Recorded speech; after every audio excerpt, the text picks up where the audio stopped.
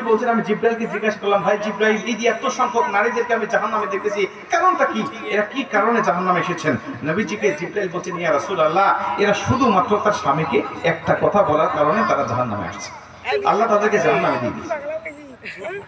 মুসলমান ভাইরা, আমি নবীজি বলছেন, ভাই জিব্রাইল, কি লা ইয়াকফুরনা বিল্লাহ, এরা কি আল্লাহর সাথে কুফরি করার জন্য জাহান্নামে এসেছে? জিব্রাইল বলছে, ইয়া রাসূলুল্লাহ, একজন মহিলাকে আল্লাহ কুফরি করার জন্য জাহান্নামে দেয় নাই। এখানে যাদেরকে দেখতেছেন সবাই স্বামীকে একটা কথা বলেছে। নবীজি বলছেন, কি কথা তুমি আমাকে বলো? জিব্রাইল বলছেন, ইয়া রাসূলুল্লাহ, ইয়া হাবিবাল্লাহ, ওয়ায়াকফুরনাল আশিরা, এরা হলো স্বামীর অবাধ্য স্ত্রী, এরা হলো স্বামীর অবাধ্য স্ত্রী। তবে মাঝে মাঝে স্বামীকে একটা কথা বলে বলতো, সেই কথাটা হলো ক্বালাত মা রাআইতু মিনকা খায়রান কাত্তু। নবীজি তারা স্বামীকে বলতো, এদের স্বামীগুলো ভালো ছিল যখন যেটা স্বামীর কাছে আবদার করতো, স্বামীরা সেই আবদারগুলো পূর্ণ করার চেষ্টা করতো। যখন ভালো খাবার চাইতো, খাবার দেওয়ার চেষ্টা করতো। যখন ভালো পোশাক চাইতো, পোশাকটাও দেওয়ার চেষ্টা করতো। যখন কোনো জায়গায় ঘুরতে যেতে চাইতো, ওই স্বপ্নপুরীর মতো, ওই ভিন্ন জগতের মতো জায়গায় যখন ঘোরানোর জন্য নিয়ত করতো, স্বামী স্বার্থ পর্দার অবস্থার মধ্যে থেকে সেখানেও বেড়ানোর জন্য নিয়ে যাইতো। কিন্তু নবীজি কোনোদিন যদি এই স্বামী তার স্ত্রীকে খুশি করতে না পারতো, কোনোদিন যদি তার স্ত্রীকে সন্তুষ্ট করতে না পারতো, তখন এই স্ত্রীরা বলতো, ক্বালাত মা রাআইতু মিনকা খায়রান কাত্তু, আমি তোমার সংসারে এসে কোনোদিন সুখ পেলাম না, আমি তোমার সংসারে এসে কোনোদিন শান্তি পেলাম না, আমি তোমার সংসারে যে কোনোদিন উত্তম কিছু পেলাম না।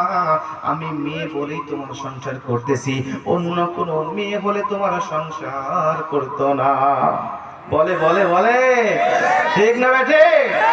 আমি কোনোদিন তোমার সংসারে এসে সুখ পেলাম না, শান্তি পেলাম না, উত্তম কিছু পেলাম না, আমি মেয়ে বলেই তোমার সংসার করতেছি, অন্য কোনো মেয়ে হলে তোমার সংসার করতোই না। নবীজি বলছেন, জিব্রাইল বলছেন, ইয়া রাসূলুল্লাহ, ক্বালাত মা রাআইতু মিনকা খায়রান কাত্তু, শুধু এই ছোট্ট কথা বলার কারণে আমার আল্লাহ এদের সবাইকে maaf করেন নাই, আল্লাহ পাক তাদের সব আমলনামাগুলোকে বরবাদ করে দিয়ে জাহান্নামের মধ্যে ঢুকিয়ে দিয়েছে। অথচ নবীজি এরা জান্নাতে যাওয়ার জন্য আল্লাহ সহজ করে দিয়েছিল। নবীজি এরা শুধু 4টি কাজ করতে পারলে আল্লাহ 8টি জান্নাতের দরজা খুলে দিত। 4টি কাজ করবে তারা, 8টা জান্নাতের দরজা আল্লাহ খুলে দিত। আপনারা সুবহানাল্লাহ বলে লাভ আছে? জান্নাতে যাবে ওরা, আর সুবহানাল্লাহ করবেন আপনারা নাকি?